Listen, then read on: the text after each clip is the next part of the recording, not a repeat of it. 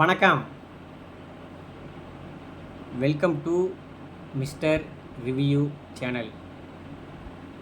நான் பார்த்த படங்கள் அப்படிங்கிற டாப்பிக்கில் நாம் இன்றைக்கி பார்க்கக்கூடிய திரைப்படம் ஆகஸ்ட் மாதம் 10ஆம் தேதி 2023 வருஷம் இயக்குனர் நெல்சன் திலீப் குமார் அவரோட இயக்கத்தில் சூப்பர் ஸ்டார் ரஜினிகாந்த், ரம்யா கிருஷ்ணன், சுனில், அவர் பேர் என்னது,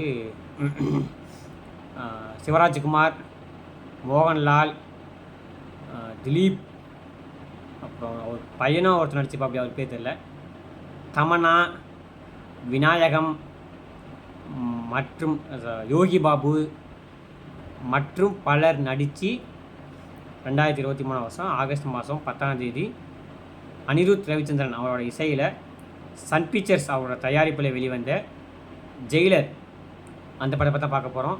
இந்த படத்தை பார்க்க போகிறதுக்கு முன்னாடி இந்த படம் வந்து பார்த்துக்கிட்டோன்னா 220 கோடி பட்ஜெட்டில் உருவான படம்.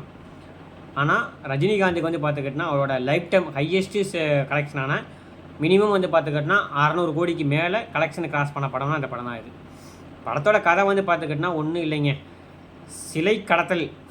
இவர் வந்து பார்த்தீங்கன்னா ரிட்டையர்ட் போலீஸ் ஆஃபீஸராக இருக்கா. அப்படி இவரோட பையன் வந்து பார்த்துக்கிட்டோன்னா ஒரு சிலை கடத்தல் வந்து பார்த்திங்கன்னா ஒரு பெரிய டிஐஜி ஒரு பொசிஷனில் இருக்கா. அப்படி வந்து பார்த்துக்கிட்டோன்னா அந்த பொசிஷனில் இருக்கிற ஒரு பையன் வந்து பார்த்துக்கிட்டோன்னா ஒரு மிகப்பெரிய சிலை கடத்தல் கும்பலை வந்து பார்த்துக்கிட்டோன்னா பிடிக்கும்போது அவங்களால கடத்தப்படுறா. அவங்களால கடத்தப்பட்ட பையனை வந்து பார்த்துக்கிட்டோன்னா அவரை தேடி கண்டுபிடிக்கிறது தான் இந்த படத்தோட மீதி கதை. படம் வந்து பார்த்துக்கிட்டோன்னா சிம்பிள் லைனாக இருந்தாலும் படத்தை வந்து பார்த்துக்கிட்டோன்னா நெல்சன் திலீப் குமார் அவரோட இயக்கத்தில் நெல்சன் திலீப் குமாருக்கு பார்த்தீங்கன்னா ஒரு தனி வந்து பார்த்தீங்கன்னா ஒரு இயக்கம் மேக்கிங் ஸ்டைல் இருக்குது. அவரோட மேக்கிங் ஸ்டைலில் டார்க் காமெடிலாம் உள்ளே வச்சு அவரோட மேக்கிங் ஸ்டைலில் படத்தை வந்து பார்த்தா கொண்டு வரப்படு. அதான் வந்து பார்த்தா இந்த படத்துக்கு மிகப்பெரிய ப்ளஸ் பாயிண்ட். படத்தோட மிகப்பெரிய ப்ளஸ் பாயிண்ட் பார்த்தீங்கன்னா சூப்பர் ஸ்டார் ரஜினிகாந்த் தான். அவருக்கு ஏற்ற கேரக்டர் கொடுத்துருக்காங்க. இந்த வயசில் வந்து பார்த்துக்கிட்டோன்னா லவ் பண்ணுறது, ஹீரோயின் பின்னாடி சுற்றுறது, அந்த மாதிரிலாம் வந்து பார்த்தா ஒரு சில படத்தில் பண்ணிக்கிட்டு இருந்தா. இந்த படத்தில் வந்து பார்த்துக்கிட்டோன்னா தன்னோட வயசுக்கு தகுந்த மாதிரி வந்து பார்த்துக்கிட்டோன்னா ஒரு கெட்டப்பை கொடுத்ததுனால செட்டில் அடிச்சுப்பா. இந்த வயசில் வந்து பார்த்துக்கிட்டோன்னா 100 பேர் அடிக்க முடியாது, 100 பேர் வந்து பார்த்துக்கிட்டோன்னா பறந்து சண்டை பண்ண முடியாது. ஆனால் அதுக்கு எல்லாத்தையுமே வந்து பார்த்துக்கிட்டோன்னா பண்ணுறா. ஆனால் அவர் பண்ணல, வேறொருத்தவங்க பண்ணுறாங்க, வேறொருத்தவங்க மூலியம் பண்ணுறா. அது வந்து பார்த்தீங்கன்னா இவரோட ஏஜ் கேட்டகரிக்கு கரெக்டாக வந்து பார்த்தா உட்காந்துக்கிச்சு, சிக்காய்க்குச்சு. அதான் வந்து பார்த்தா படத்தில் மிகப்பெரிய ப்ளஸ் பாயிண்ட்டு. படத்தில் கேமியோ வர சிவராஜ்குமார் ஆகட்டும், மோகன்லால் ஆகட்டும், அப்புறம் 100 வருவா. அவர் பேச ஞாபகம் இல்லை. இந்த படத்தோட வில்லன் அவங்களாம் வந்து பார்த்துக்கிட்டோன்னா அங்கங்கே குட்டி கேமியோ பண்ணாலும் அவங்களுக்கு உண்டான கேரக்டர் வந்து பார்த்துக்கிட்டோன்னா பக்காவாக கொடுத்துருக்காங்க. அதுவும் வந்து பார்த்தீங்கன்னா இந்த மோகன்லாலுக்கும் சிவராஜ்குமாருக்கும் கொடுத்த இதெல்லாம் வந்து பார்த்துக்கிட்டோன்னா வேறு ரகம். கிளைமேக்ஸில் 3 பேர்த்தையும் வந்து பார்த்தீங்கன்னா ஒரே பிரேமில் காட்டி ஒரு பிஜிஎம் போட்டிருப்பாங்க பாருங்கள். அதெல்லாம் வந்து பார்த்திங்கன்னா அல்டிமேட்டு. ரஜினிகாந்த் நடிப்பு அற்புதம்னா ரம்யா கிருஷ்ணன் ரஜினிகாந்தோட ஒய்ஃபாக வராங்க. கிட்டத்தட்ட வந்து பார்த்துக்கிட்டோன்னா 20 வருஷம் கழிச்சு வந்து பார்த்துக்கிட்டோன்னா அவங்க கூட ஜோடி செய்கிறாங்க. அடுத்த நீலாம்பரி மாதிரி இருக்குமோ அப்படின்னு நினச்சோம்னா அந்த மாதிரிலாம் இல்லை. அவங்களோட கேரக்டர் வந்து பார்த்து செட்டிலான கேரக்டர். ரஜினிக்கு வந்து பார்த்தா ஒய்ஃபாக வந்து அங்கே தலை காட்டிட்டு போனாலும் அவங்களுக்கு வந்து பார்த்தீங்கன்னா பெரிய ரோலுங்கிறது படத்தில் கிடையாது. அடுத்து அவங்களோட மருமகளாக ஒரு கேரக்டர் வராங்க. அவங்க வந்து பார்த்துக்கிட்டோன்னா ரஜினியோட மருமகளாக வந்து போகிறாங்க. ஒரு கட்டத்தில் வந்து பார்த்தா தன்னோட பையன் வந்து பார்த்தா இறந்து போயிட்டான் அப்படின்னு சொல்லக்கூடிய சீனில் வந்து பார்த்துக்கிட்டோன்னா தன்னோட பையனோட சாவுக்கு காரணமாக நான் பழி வாங்கணும்னு சொல்லிட்டு ரஜினிகாந்த் இருந்து கிளம்பும்போது தன்னோட பையனை வந்து பார்த்துக்கிட்டோன்னா சாவுக்கு வந்து பார்த்தா நம்ம எதுவுமே பண்ண முடியலையே அப்படின்னு அவர் வந்து பார்த்துக்கிட்டோன்னா தவிக்கிற சீன்லாம் பார்த்துக்கிட்டோன்னா வேறு லெவலாக இருக்கும். அதுக்கப்புறம் தனக்கு வந்து பார்த்தா ஒரு மனநோய் இருக்குது, அந்த நோயினால் வந்து பார்த்தீங்கன்னா பாதிக்கப்பட்டிருக்கேன் அப்படின்ட்டு ஒரு டாக்டரை கூட்டிகிட்டு போய் குடும்பத்தை நம்ப வச்சு தன்னோட பையனுக்கு பழி வாங்குறதெல்லாம் பார்த்துக்கிட்டோன்னா வேறு லெவலாக இருக்கும். எல்லாத்துக்கும் மேலே யோகி பாபு காமெடி அங்கங்கே வந்திருந்தாலும் படத்துக்கு மிகப்பெரிய ப்ளஸ் பாயிண்ட்னா அனிருத் ரவிச்சந்திரன் அவர்களோட இசை மற்றும் பாடல்கள் தான். மனுஷன் மற்ற எல்லா படத்துக்கும் விட்றா. ஆனால் சூப்பர் ஸ்டார் ரஜினிகாந்த் தலைவன் படத்துக்கு மட்டும் வந்து பார்த்துக்கிட்டோன்னா எங்கேருந்து அவருக்கு ஒரு பூதம் வருமோ தெரியல, மனுஷன் போட்டு மிரட்டி விட்ருக்கா. அவர் இந்த மாதிரி வந்து பார்த்துக்கிட்டோன்னா ஒரு 10 படத்துக்கு பண்ணா அவருக்கு வந்து பார்த்தீங்கன்னா வேறு எதுவுமே தேவையில்லை. சும்மா ரஜினிகாந்த் சார் நடக்க விட்டு அவர் வந்து பார்த்தா ஒரு பிஜிஎம் போகிற அது வந்து பார்த்தீங்கன்னா டாப்பில் வந்து நிற்கிது. படம் ஆரம்பிக்கிறதுக்கு முன்னாடி வந்து பார்த்தா உங்களுக்கே தெரியும், அந்த ஹுக்கும் வந்து பார்த்துக்கிட்ட பாட்டு வந்து பார்த்தா மிகப்பெரிய ஹிட்டு, காவாலா சாங் வந்து பார்த்தா மிகப்பெரிய ஹிட்டு, ரத்தமார சாங் வந்து பார்த்துக்கிட்டோன்னா மிகப்பெரிய ஹிட்டு.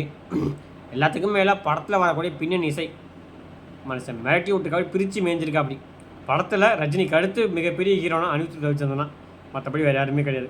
இந்த படத்தை வந்து பார்த்துக்கிட்டோன்னா அனிருத் ரவிச்சந்திரன் மியூசிக் எடுத்து பார்த்தோம்னா படத்தில் ஒன்றுமே இல்லை. அப்படி தான் இந்த படம் இருக்குது. ரஜினிகாந்த் சாரே சொல்லியிருந்தா அப்படியே அனிருத் ரவிச்சந்திரனோட இசையை எடுத்துகிட்டு போனால் இந்த படம் வந்து பார்த்துக்கிட்டோன்னா 50% தான்.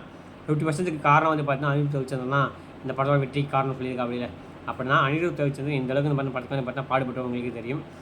எனக்கு இந்த படத்தில் வந்து பார்த்துக்கிட்டோன்னா இன்ட்ரோல் வரைக்கும் பார்த்தா அந்த படம் அப்படி போயிருந்தாலும் இன்ட்ரோக்கு படம் பார்த்துக்கிட்டோன்னா நாங்கள் வந்து பார்த்துக்கிட்டோன்னா ஒரு க்ளவுனை தான் நாங்கள் தூக்க போகிறோம், ஒரு கிரியேட்டர் நாங்கள் கொள்ளையடிக்க போகிறோம் அப்படின்ட்டு அப்படி கொண்டு போனாங்க. இன்ட்ரோலுக்கு அப்புறம் பார்த்துக்கிட்டோன்னா ஒரு 1/4 மணி நேரம் பார்த்தா ட்ரிம் போயினாங்கன்னா படம் இன்னமும் வந்து பார்த்தா நல்லாயிருக்கும். ஒரு 1/4 மணி நேரம் தமனாவை கூட்டி வந்து ஒரு பாட்டுக்கு ஆட ஒன்றுங்கிறக்காண்டி ஆட விட்டு அதை தமனாவுக்கும் வந்து பார்த்துக்கிட்டோன்னா ஒரு லவ்ங்கிற மாதிரி ஒரு ட்ராக்கை ஓட விட்டு அது வந்து பார்த்துக்கிட்டோன்னா கொஞ்சம் நெடுகிறதா இருந்தாலும் கொஞ்சம் தேவை தான். ஆனால் அதுக்கு வந்து இந்த அளவுக்கு பார்த்து இழுக்கணும் அவசியம் கிடையாது. கொஞ்சம் ஒரு 1/4 மணி நேரம் படத்தை பற்றி எக்ஸஸாக விட்டாங்க தமனாவை கூட்டி வந்து, அதை கொஞ்சம் ட்ரிம் போயினா நல்லாயிருக்கும்.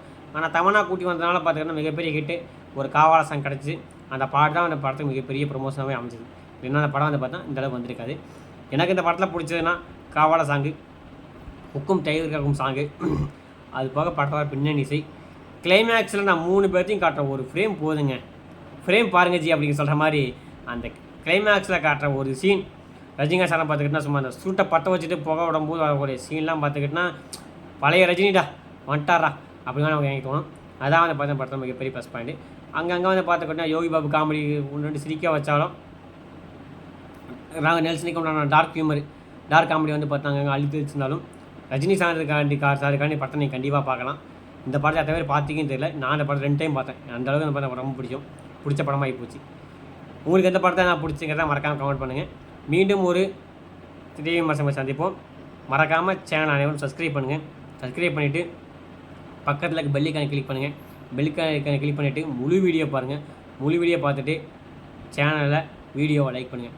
நீங்கள் பண்ணுற லைக்கு கமெண்ட்ஸ் எனக்கு வந்து பார்த்து மிக ஒத்துழைக்கும். அதனால் அனைவரும் சேனலை சப்ஸ்கிரைப் பண்ணிட்டு முழு வீடியோ பாருங்கள். மீண்டும் ஒரு திரையும் சந்திப்போம். நன்றி, வணக்கம், தேங்க்யூ.